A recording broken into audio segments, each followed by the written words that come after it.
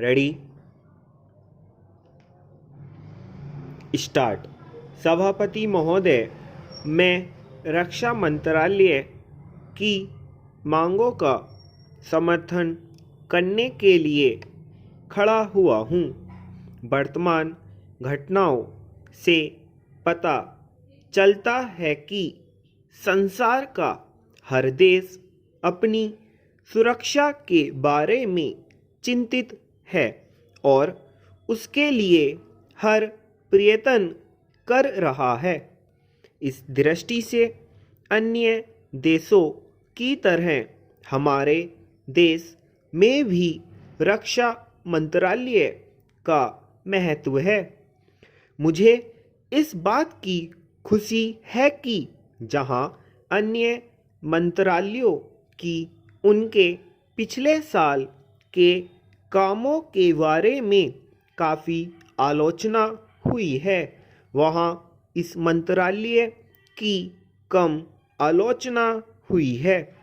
इससे पता चलता है कि इस मंत्रालय ने पिछले साल अच्छा काम किया है।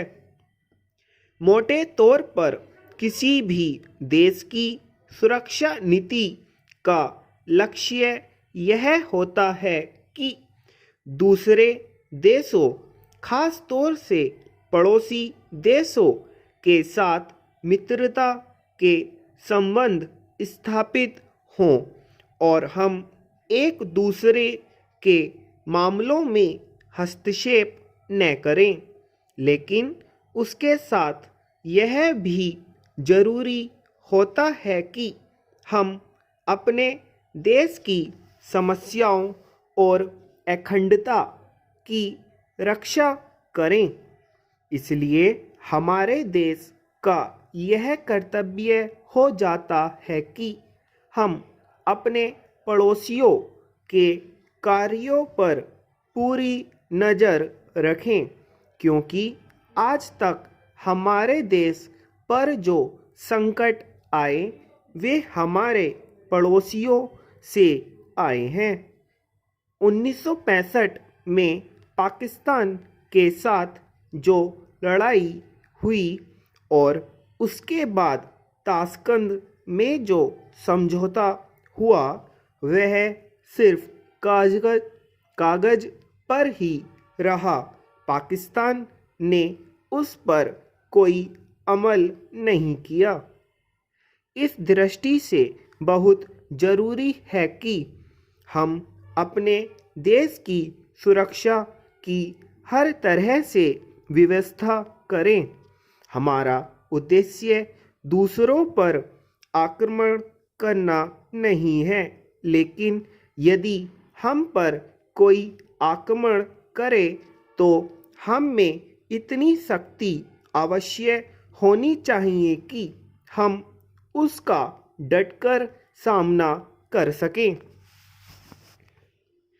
आप जानते हैं कि पिछले दिनों पाकिस्तान को अमेरिका और चीन से काफ़ी मदद मिली है।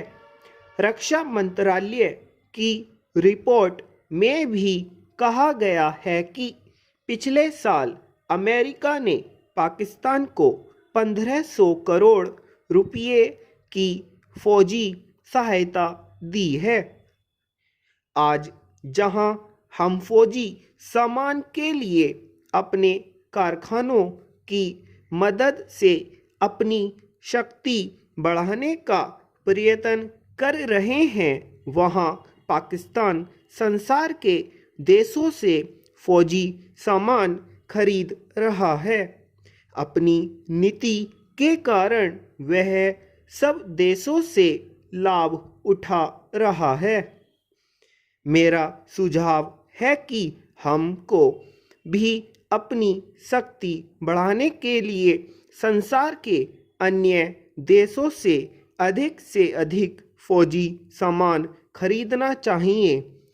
आज तिब्बत की सीमा पर चीन की 1.5 लाख फौज खड़ी है। स्टॉप।